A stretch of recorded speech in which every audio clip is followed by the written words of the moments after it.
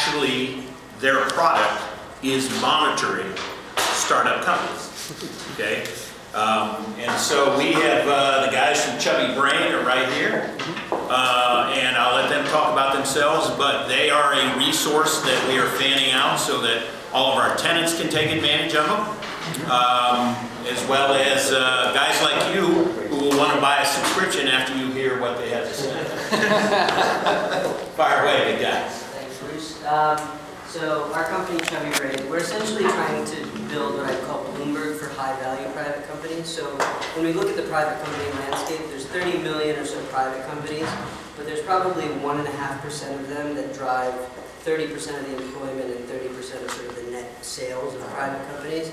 And the coverage of those companies is pretty lacking. So it's sort of, you go to Hoover's and you get this very thin slice of information, or you buy exorbitantly priced subscriptions to things that aren't very good in our opinion. So, you know, our goal is really to try to structure information about 500,000 of those companies that we think are out there.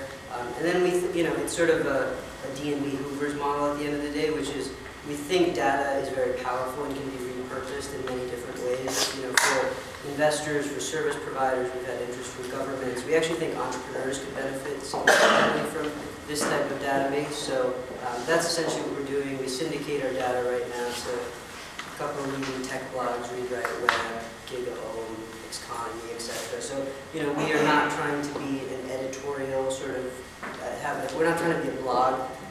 We really want to be the plumbing, and we provide data to people who can do interesting things with it. And where do you get your data from? We parse lots of information, and then we have a mass collaboration element, so we have people who also submit data to us. That's, you know, in all honesty, it's a double-edged sword. We get a lot of people who want links on our site, so we have to do quite a bit of regulation in terms of, you know, do you meet criteria that we've set out.